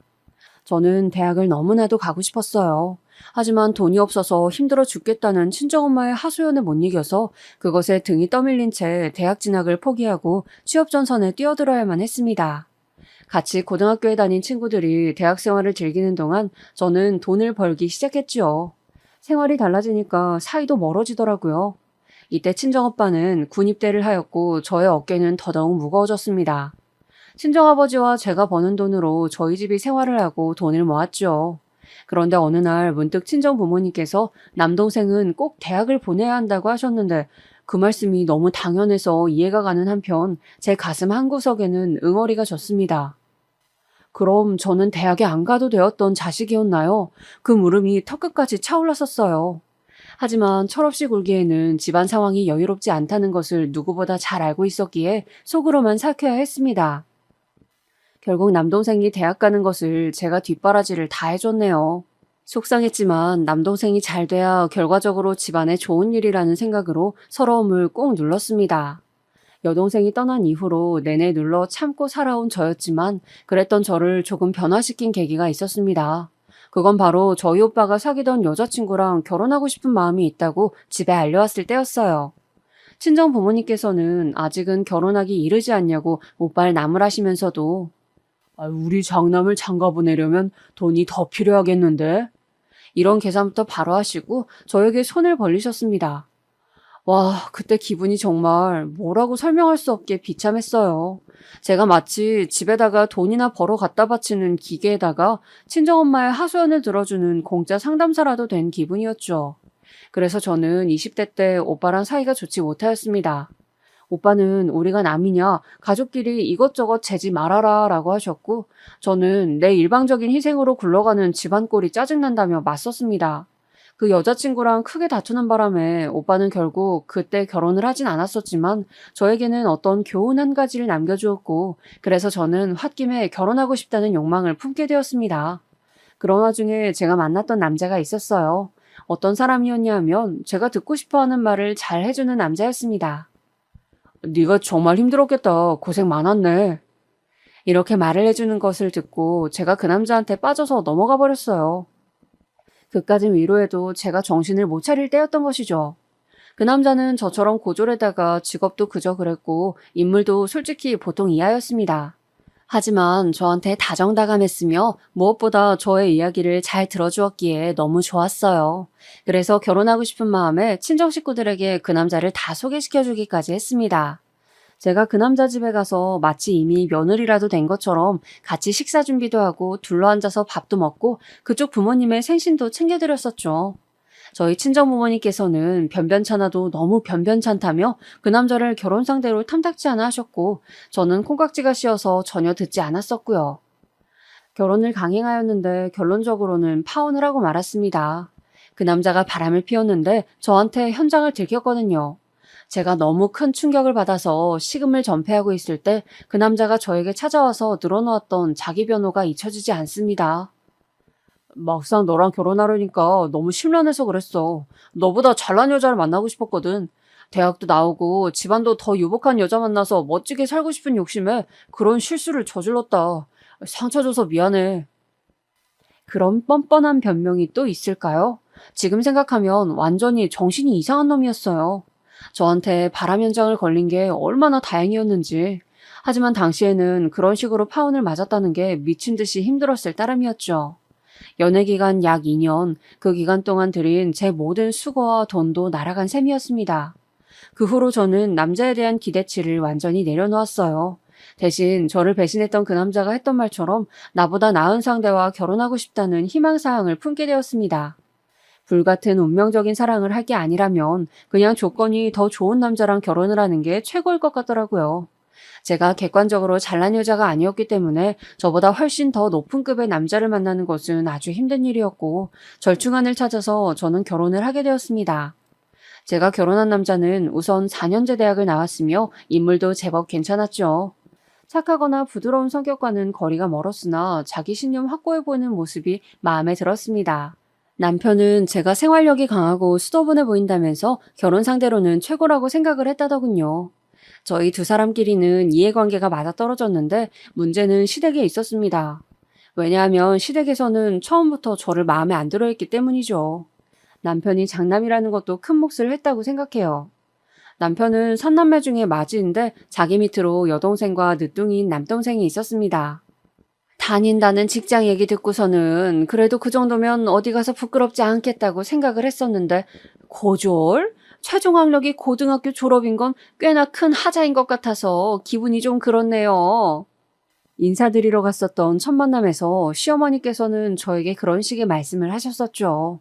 저는 고졸이라는 저의 최종 학력이 결코 만족스럽지 못하였으나 남한테 부끄럽다는 생각을 가지고 살아오진 않은 바였습니다. 집안 상황상 그때는 제가 대학에 가기 어려울 때였고 저는 사회 경쟁력을 열심히 쌓아오면서 제가 이러는 것들에 대한 보람과 자부심이 조금은 있었거든요. 직장에서도 제가 고졸이랍시고 불합리한 대우를 딱히 받은 것도 없었고요. 그랬기에 시어머니의 반응은 저로선 너무 의외였으며 당황스러웠습니다. 우리 아들은 멀쩡한 대학 나왔고 우리 딸은 곧 박사 학위 딸 사람인데 아이고 차이가 나도 너무 나서 민망해 죽겠네. 우리 집에 고졸이 며느리로 들어온다니 본인이 적응이나 잘할 수 있겠어요? 그때 당시에는 시어머니께서 저를 대놓고 비우신다는 생각까지 못하고 그냥 저를 떠보시는 거라고만 여겼었어요. 그러니까 눈치 없이 해맑게 웃으면서 대답을 해드렸었겠죠. 네, 그럼요. 당연하죠. 앞으로 잘 부탁드려요, 어머님. 제가 어머님께 예쁨 받을 수 있도록 열심히 노력할게요. 아니, 고졸은 고졸 집안으로 시집 가는 게 마음이 편하지 않겠나 싶어서 나는 말을 던져본 것인데. 아니에요, 어머님. 저 마음 하나도 안 불편해요. 어머님의 며느리가 되어서도 마음 편하게 잘 지내겠습니다. 저의 반응을 보면서 아마 시어머니께서는 뭐 이런 게 다 있나 싶으셨을 것 같네요. 그때 그 순간으로 시간을 돌릴 수만 있다면 저는 시어머니의 모욕적인 언사 앞에서 다른 반응을 할 것 같지만 지난 걸 되돌릴 순 없는 노릇이었죠. 남편한테는 좀 욱하는 성격이 있었는데 그게 저랑 결혼 진행을 하면서 이상한 쪽으로 발휘가 되었어요. 시댁 식구들한테 남편이 어느 날 욱해서 이런 식으로 말을 하고 만 거예요. 내가 하기로 결정한 결혼인데 왜 토를 달고 여기에다 태클을 거는 거야?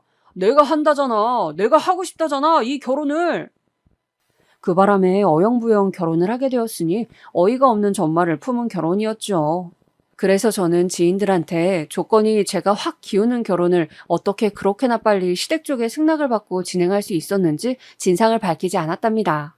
시댁에서 저를 낮잡아 본다는 것도 남편의 욱하는 다혈질 때문에 결혼이 결정되어 버렸다는 것도 남한테 말하기는 꺼려지는 진실이었으니까요.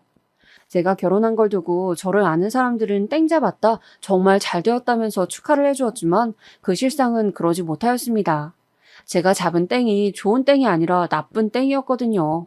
진실된 사랑을 쫓아 결혼하지 않고 조건을 앞세웠던 것이 저의 잘못이었을까요? 결혼 생활은 별로 행복하지 못하였습니다. 무엇보다 시어머니의 눈치를 자꾸 살피게 되었죠.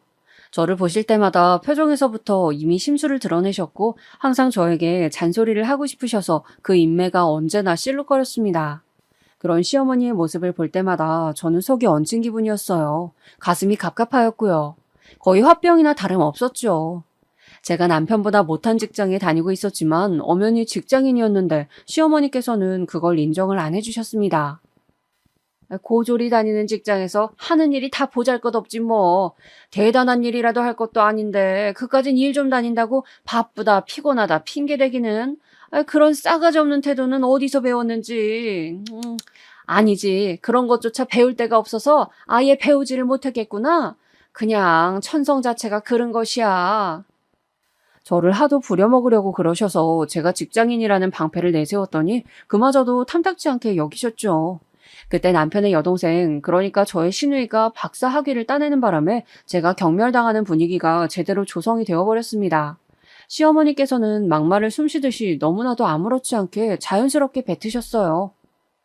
우리 딸이 그렇게나 공부를 열심히 해서 박사까지 되는 동안 누구네 딸은 고졸에 머물렀는데 한 집에서 조우를 하게 되다니 이 무슨 불공평한 상황인가 모르겠네.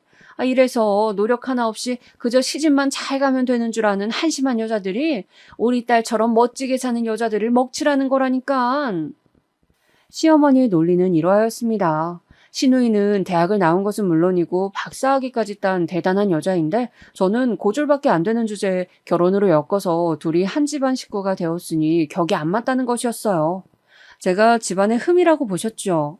저 스스로 부족함을 알고 시댁에 헌신적으로 봉사하라는 뜻을 넌지시 내비치기도 하셨습니다. 매번 가만히 들어드리면서 어색하게 웃음만 짓고 있었더니 점점 저를 더 우습게 여기시더라고요. 하지만 제가 참았던 것은 시어머니, 시댁 식구들을 위해서가 아니었습니다. 참고 사는 것이 제 인생에서 습관이 되어 있었기 때문이에요. 친정엄마께서는 제가 원래 생각했던 결혼 생활이 아니라서 힘들다고 말씀을 드렸을 때 마치 기다렸다는 듯이 당신의 힘든 이야기를 되려 꺼내셨던 분이었죠. 너는 엄마가 네 아버지랑 이날 이때까지 행복하게만 살아온 것 같니? 네 눈에는 그렇게 보여? 아니야, 절대로 아니야. 엄마는 그냥 이 악물면서 참아온 세월이 훨씬 길었고 네가 지금 결혼해서 힘들다고 하는 건 장난 같은 투정 수준이란다. 친정엄마께서 저의 고민을 아무것도 아닌 것으로 치부하시는 순간 왠지 자포자기가 되었습니다. 저는 제가 희생하는 역할에 놓이는 것에 익숙하기도 하였고 막말로 이혼이라도 해서 이혼녀가 되면 어쩔 거냐는 가정에 부딪힐 때마다 겁이 났었어요. 이혼해도 뾰족한 수가 없다는 생각을 하면서 그냥 인내하였습니다. 하지만 저도 사람인지라 시어머니께서 저를 우습고 하찮게 여기시는 것에 늘 아무렇지 않을 수는 없었죠. 하루는 시어머니께서 저한테 이러시더군요. 우리 딸이 얼마나 잘났는지 알고 나서 너는 아무렇지도 않디? 같은 여자인데 어쩜 이렇게 다를까? 분명히 여자라는 핑계를 대고 안 해온 일들이 많았겠지. 사람이 이렇게나 발전이 떨어져서야. 그때 마늘을 까고 있었는데 하마터면 순간적으로 열이 받아서 깐 마늘 바가지를 시어머니의 면상에 엎을 뻔하였습니다. 여자라는 핑계? 정말 어이가 없었네요. 저도 누가 공부를 더 시켜주었다면 당연히 했었겠죠. 여자라는 것을 앞세워서 뭔가를 안 해본 적은 인생에서 없었고 오히려 손해를 봤으면 봤던 인생이었습니다. 시어머니께서 자꾸 저를 이상한 논리로 비웃으시는 게 짜증이 났지만 당시에는 앞에서 크게 못 따졌어요. 대신에 자려고 밤에 누우면 그때 그렇게 받아칠 걸 이런 후회가 자주 들고는 했습니다. 시누이는 어렸을 적에 2차례 크게 아팠었대요. 그래서인지 시부모님께서 더욱 애지중지하는 자식이었으며 아무래도 딸이다 보니까 아들보다는 섬세하게 상대를 해주신 것 같더라고요. 저도 원래 그 사정을 몰랐다가 시누이가 옛날에 아팠었다는 것을 알게 되고부터는 잘해주고자 했었어요. 왜냐하면 어린 나이에 세상을 떠나야 했던 제 여동생이 떠올랐기 때문이죠. 여동생이 떠나지만 않았다면 친정아버지께서 술을 가까이 하게 되지도 않았을 것이고 친정엄마께서 우울증에 걸리지도 않으셨을 것이고 오빠의 성격이 바뀌어버리지도 않았을 것이고 남동생도 화목한 가정의 모습만 보면서 자랐을 것이라는 그 희망 고문과도 같은 슬픈 가정을 저는 아주 오래도록 해왔습니다. 그랬던 저였기에 시누이가 괜스레 애틋하기도 하였어요. 제가 시누이보단 언니이기도 하니까 더 잘해줘야겠다는 생각이었고요. 그런데 그것은 결국에 저의 잘못된 판단이었습니다. 호의가 계속되면 권리인 줄 안다는 그 영화 속 명대사처럼 제가 잘해줘봤자 시누이는 점점 더 저를 호구 취급하더라고요. 그리고 슬슬 태도가 점차 건방져졌어요. 제가 무슨 말을 걸거나 부탁을 하면 꼭 대답하는 말투가 건성이었습니다. 마지못해 네네 하는 느낌 뭔지 아시죠? 꼭 그렇게 구니까 대놓고 지적하자니 제가 속이 좁은 사람이 되는 것만 같아서 그냥 두었네요. 매일 보고 사는 것도 아니니까 그러려니 하다가 저는 시어머니의 언행에서 한 가지 특징을 잡아냈습니다. 시어머니께서는 저를 낮잡아보고 싶으셔서 일부러 제 앞에서만 자꾸 고조를 들먹이셨고 시누이가 박사라는 것을 강조하셨어요. 저 없는 자리에서 안 그러신다는 것을 알게 된 이후로는 시어머니가 달리 보이더군요. 처음에는 그래, 얼마나 자기 딸의 잘남을 자랑하고 싶으시면 저러실까. 그런데 매번 자랑하실 때도 마땅치 않으니까 나한테 그러시는구나. 내가 그냥 들어드리자. 이런 식으로 견디고 넘겼는데 제가 또 바보에다가 호구였던 것이죠. 제가 저를 향한 시어머니의 태도 때문에 너무 스트레스 받는다고 남편한테 자주 말을 했었습니다. 힘들고 짜증나고 서럽다는 심정을 토로했었는데요. 초반에는 대충 들어주는 신용이라도 했던 남편이 어느 날은 저한테 확 신경질을 내더군요. 그래서 나보고 뭐 어쩌라고. 맨날 징징거리고 우는 소리밖에 못하네. 너는 네 앞가림도 혼자서 못하냐? 우리 엄마한테 앞으로 제대로 교육받고 정신 좀 바짝 차려라. 아무리 그래도 말을 저렇게까지 할 필요가 있었을까요? 저는 남편한테 서운하다 못해서 마음이 차갑게 식는 기분을 느꼈습니다. 그리고 더 이상 남편에게 저의 속마음을 이야기하지 않게 되었어요. 왜냐하면 제가 친정엄마로부터 각종 하소연을 들어줘야 했던 지난 세월이 자꾸만 떠올랐었거든요. 제가 다름 아닌 친정엄마의 그런 모습을 닮아서 다른 사람에게 감정적인 하소연을 하게 된 것만 같아서 싫었습니다. 별다른 일 없이 늘 똑같이 굴러가는 지루한 직장, 남편하고 둘이 있는 것보단 혼자 있는 게 마음 편한 신혼집, 그리고 제 가슴을 답답하게 죄어오는 시대까지 저를 온통 우울하게 만드는 환경뿐이었어요. 그런 와중에 시어머니께서는 제 점심시간에 맞춰 전화까지 해가시면서 시누이 자랑을 늘어놓으셨습니다. 무슨 얘기인가 했더니만 시누이가 저보다 월급을 훨씬 더 많이 받는다면서 역시 고조라고 박사는 하늘과 땅 차이라고 하시더군요. 너무 짜증나서 한 귀로 듣고 흘려버리고 말았는데 어느 날 제가 정말 우연히 시누이의 비밀을 알게 되었어요. 그 시작은 신우이가 투잡을 한다는 걸 알게 되면서부터였습니다. 종이책 말고 컴퓨터나 휴대폰으로 보는 전자책 뭔지 아시죠? 그렇게 볼 수 있는 웹소설을 신우이가 쓰고 있었어요. 제가 그걸 알아내려고 알아냈었던 게 아니라 제가 고군분투하면서 갈비찜 양념을 혼자 만드는 동안 신우이가 슬그머니 거실로 TV를 보러 자리를 뜨면서 남겨놓고 간 휴대폰 화면을 언뜻 봐버린 것이 계기였습니다. 언니, 저는 잠깐 소파에 앉아있다 올게요. 허리가 아파서 그래요. 그런 핑계를 대면서 얄밉게 TV 앞에 소파에 앉은 신우이는 잠깐이란 말을 지키지 않았고 놔두고 간 휴대폰의 화면이 켜져 있길래 제가 무심코 봤는데 그게 웹소설의 연재 페이지였어요. 그리고 신우이가 그 글의 작성자였기 때문에 관리자 모드로 되어 있더라고요. 제가 깜짝 놀라서 정보를 외워뒀다가 따로 검색을 해봤습니다. 그랬더니만 신우이가 저급한 소재와 내용의 소설을 써서 그걸로 돈을 벌고 있었던 사실이 드러났습니다. 이상하다. 이 정도 분량이면 취미로 시간을 할애하는 정도가 아닌데 이걸로 본격적인 돈벌이를 하려는 모양새잖아? 도대체 왜일까? 시어머니께서 그렇게 입에 침이 마르도록 칭찬을 대시며 저를 깎아내리는 도구로 사용하시는 신우이의 비밀이라니 제가 궁금하지 않을 수가 있어야 말이죠. 저는 신우이가 다닌다는 회사가 도대체 정확히 뭐 하는 곳인지 어떻게 돌아가는 곳인지 알아보다가 한 가지 희한한 사실을 접하게 되었어요. 충격적이게도 그것은 바로 고졸 입사 전형이었습니다. 그 사실을 알고부터 집요하리만치 캐내게 되었는데 저는 일단 제가 알아낸 바를 함구하였어요.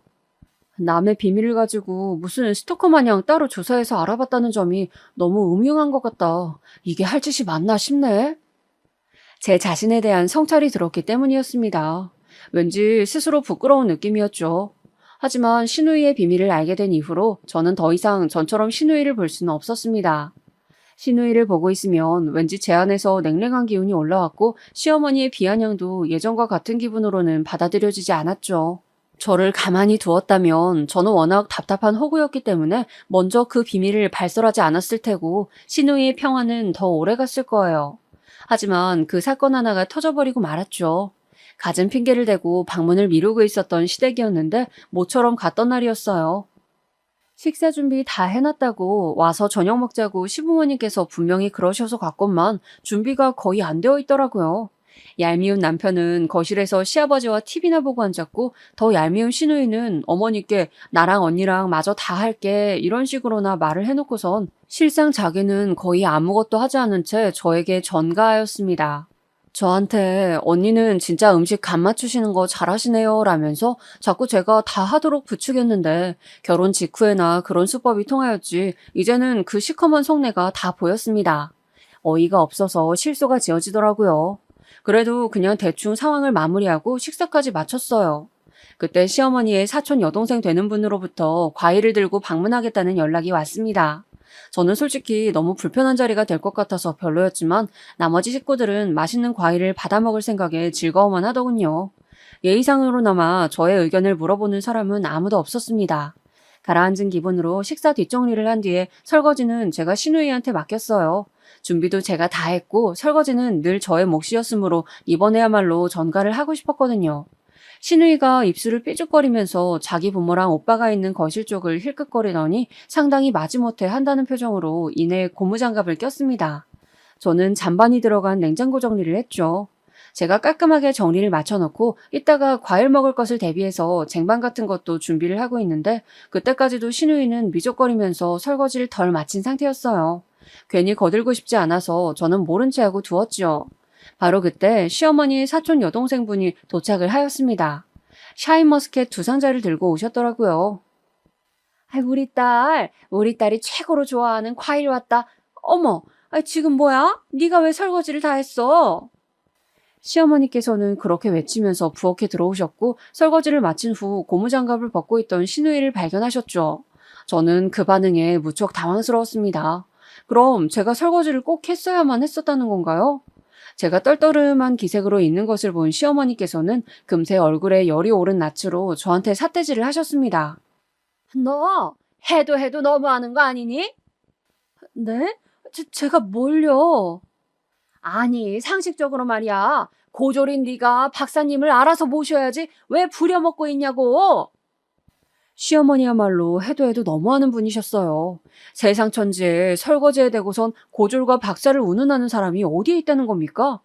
기가 막히기도 하고 너무 모욕적이기도 해서 제가 입술만 꽉 깨물고 있는데 신우이가 웃음을 참는 표정으로 입가를 실룩거리는 게 보였어요. 그 다음으로는 뭔 소란인가 싶어서 부엌으로 온 나머지 시댁 식구들이 보였죠. 비단 이 집안에 시집 온 이후부터가 아니라 저의 지난 세월 동안 쌓여왔던 출처 모를 분노가 그 순간에 확 터져나오고 말았습니다. 박사님이라고요? 여기에 대체 박사님이 어디 있다는 말씀이시죠? 저희는 공평하게 고졸인데요. 얘가 무슨 헛소리를 하는 거야? 내 딸이 박사학위 딴 거 모르는 사람도 여태 있었니? 그건 아마 학력 위조된 걸 보신 걸 거예요. 왜냐하면 애초에 아가씨는 대학에 입학만 하고 졸업은 안 하셨으니까요. 제가 자신만만하게 외치자 시어머니께서는 저를 미친년 보듯 하셨다가 눈을 슬쩍 돌려서 신우이를 보셨습니다. 반박을 하고 싶은지 입술만 달싹거리던 신우이는 결연에 찬 저의 눈빛을 보고 이내 시선을 내리깔았습니다. 학력 위조라니? 그럼 범죄자 같은 행동을 내 딸이 왜 한단 말이야? 어머님, 아버님의 기대가 하늘을 찔렀으니 그랬겠죠. 아가씨는 지금 직장에 고졸 학력으로 입사하셨죠? 그래서 급여도 낮고, 그래서 다른 부업으로 수입을 충당하셨죠? 충격 속에 빠진 시댁 식구들의 눈이 모조리 신우이에게 쏠려 있었습니다.